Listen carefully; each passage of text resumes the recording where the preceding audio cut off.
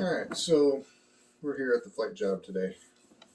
Actually, it's tonight, but I got a nap in earlier. Now I can't sleep, so might as well talk about flight nursing.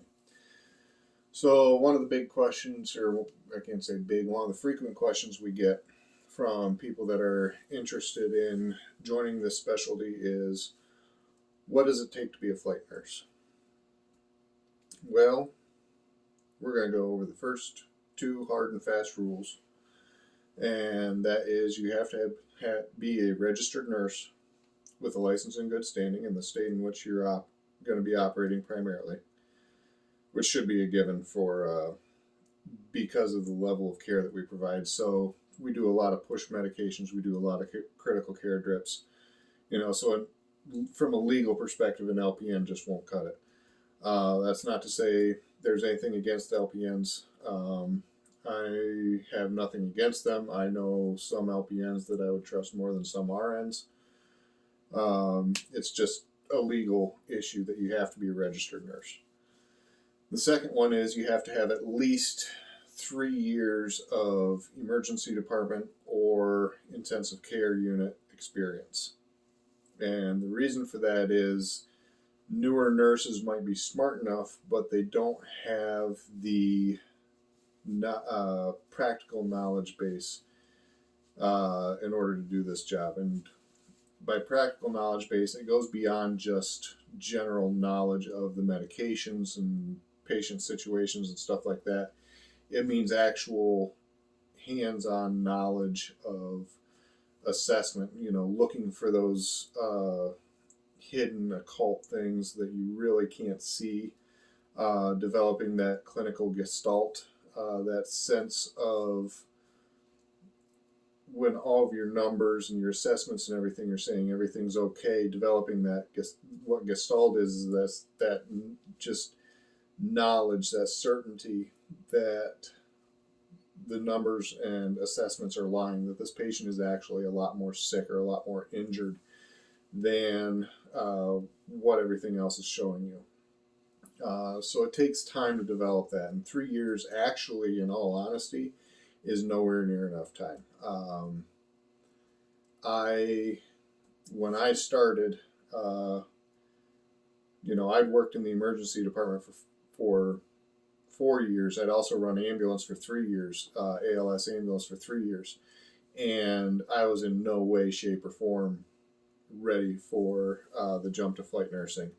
But I met the criteria. I did well on the entrance exams and everything, so they're like, hey, you might as well work for us. So I did.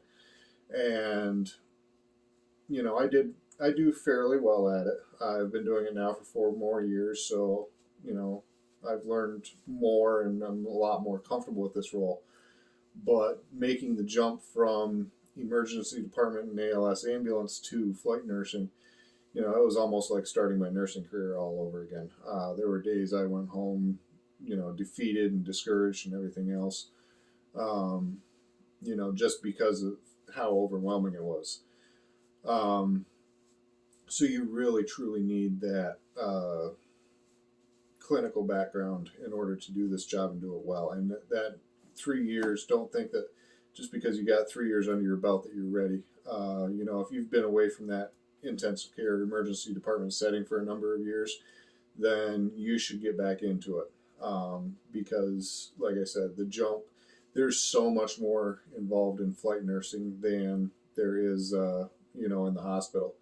When you're in the air medical field, there is nobody else to fall back on. It is you, your partner, your pilot, and the patient. Yes, you can call a doctor. Yes, you can have a protocol book. Yes, you have a lot of medications available to you, but there's no help. You can't, you're 5,000 feet in the air a lot of times, and miles upon miles from any hospital. So you have to manage that patient. It doesn't matter how sick they are. It doesn't matter how unprepared you are. You have a responsibility to that patient. You have to take care of them. You have to do it to the best of your ability. So, having that background familiarity and everything is very, very important. So those are the two hard and fast rules: registered nurse in good standing, and 3 years ER ICU experience. Now, after that, it gets a little bit more tricky. After that, you have to look at the state in which you're operating, as well as the program requirements, and there's just too many of those to get into, really in depth. So, I live in Pennsylvania. I'm currently working in New York State, and there's a whole slew of differences between the two different areas. Pennsylvania has what's called a pre-hospital registered nurse certification, in which basically you go out, you challenge the paramedic written and practical. So you have to have all the knowledge base of a paramedic and also be able to demonstrate those skills to the level of the National Registry for Paramedics. And in order to work in the air medical field, you have to have that certification. So you have a full scope of practice of a nurse as well as a full scope of practice of the paramedic, and you can operate that way.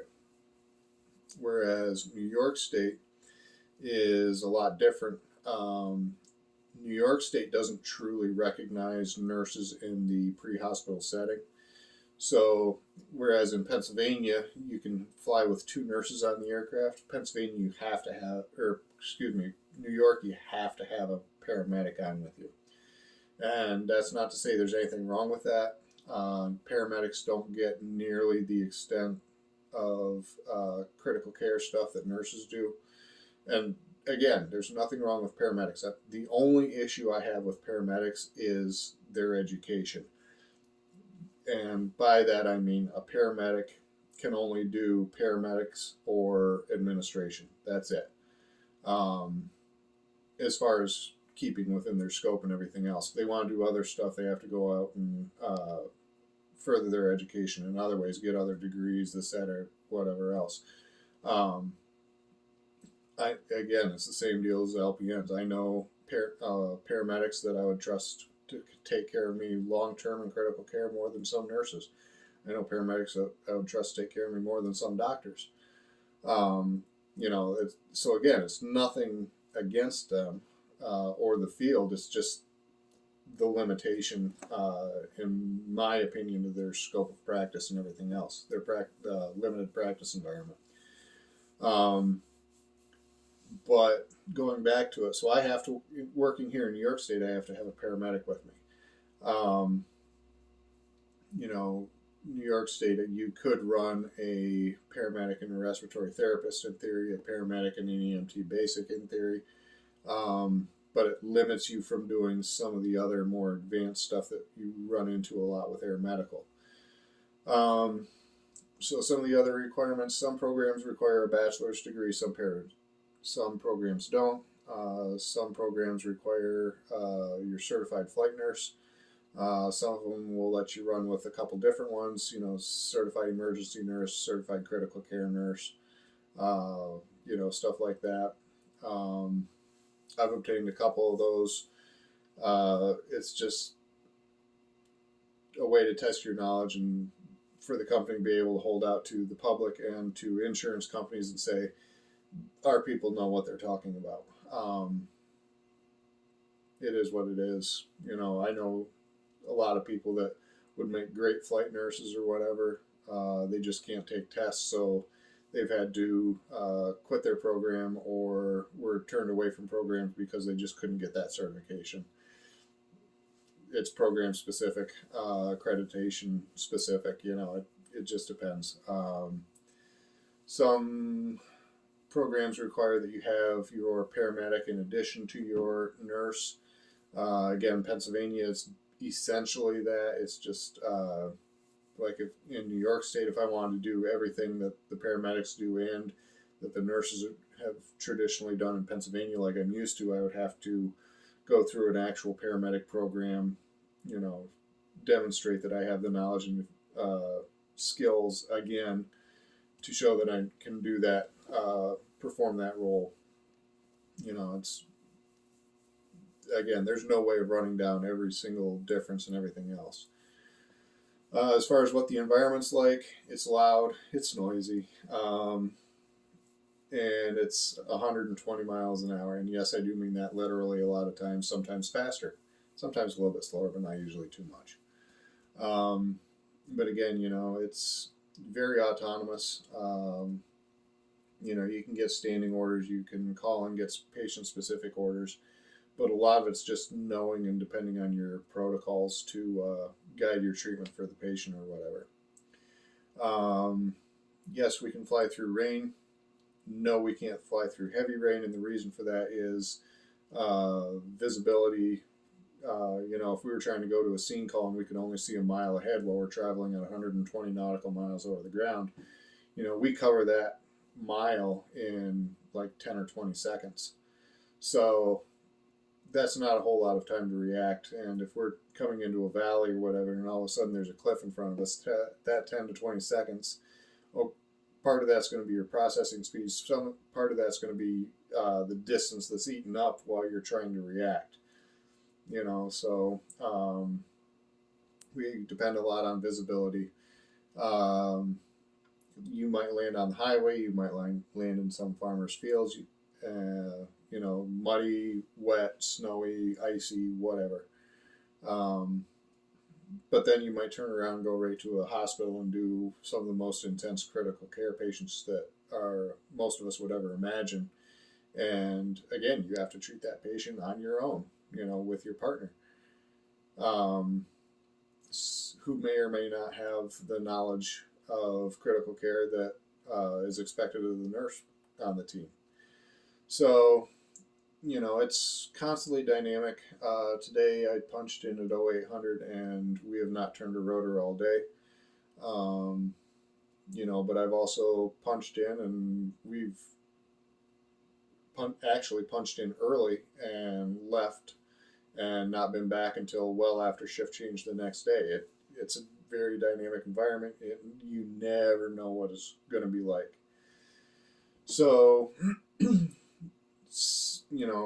with that knowledge, one of the things that I would like to emphasize, if you're a nurse that's looking to get into this specialty, cross-train. First of all, cross-train with the ambulance, because hospital nursing in no way, shape, or form, other than the critical care and emergency stuff, the hospital environment is entirely different than the pre-hospital environment and inter-hospital environment. So get out and train with your ambulance. Be used to depending only on yourself and the tools that you have right at your fingertips. That would be one of the biggest ones. And get used to the unpredictability, especially for the ICU nurses. Again, I don't have any bones to pick with ICU nurses. They're wired in a specific way because the environment that they're in and that they've been developed in. But that environment is limited to the hospital. You get into the aircraft, you get cold stress effects, you get hot stress effects, you get humidity stress effects, you get elevation change effects, you get compound cyclical vibration effects on not only your body but your patient's body. All this stuff comes into play. It is not an intensive care environment. As a matter of fact, it's actually detrimental to patients that require that level of care. But if you don't have the ability to care for that patient at one hospital and they need to get to a different hospital where that care is available, then they have to go somehow. And Air Medical minimizes that out of hospital time. So I love ICU nurses. When it comes to a lot of critical care stuff, they make, tremendous resources. I love working with critical care nurses, but a lot of them have a lot of difficulty overcoming the dynamic environment of Air Medical. So, at the very least, if you're an intensive care nurse, bump down to the ER, because in the intensive care unit, everything is very, very regimented and very structured, whereas the emergency department is free-for-all, So getting used to adapting to change and unpredictability and everything else is a big benefit for ICU nurses. And to my ER nurses, you're not off the hook either. So one of the big things that you need to develop if you want to get into Air Medical is cross-training in the ICU. because there is a whole other world of intensive care and critical care stuff that you just don't get in the emergency department. You think you do, trust me, you don't. And I wish I would have known that more when I was preparing for my career here in air medical, because I worked in the ER. I took the most critical patients that we could get, to try and build it up. And I was doing ground critical care runs and everything else. But yeah, definitely. Like I said, I was not prepared. When you are an ER nurse, you don't deal with balloon pumps. You don't deal with Impella devices. You don't deal with ECMO. You don't deal with, 6 or 8 drips all having to be titrated to minutia. Ventilators. You don't deal with ventilators. And for both ICU and ER nurses, talk to your RTs. Use that resource. Learn everything you can about the ventilator, the functions, the purpose of different settings. Because once you're in the aircraft, again, you're it. You have to troubleshoot that ventilator. You have to make sure that the ventilator settings are not harming that patient. So develop yourself. Physical fitness can be a pretty good benefit. Don't be a couch potato and getting fat and sloppy.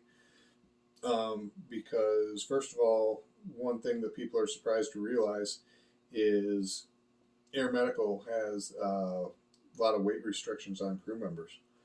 The helicopter only has so many pounds or kilograms of lift capacity available to it, either governed by the FAA or governed by the helicopter itself. But regardless, it can only take so much weight off the ground.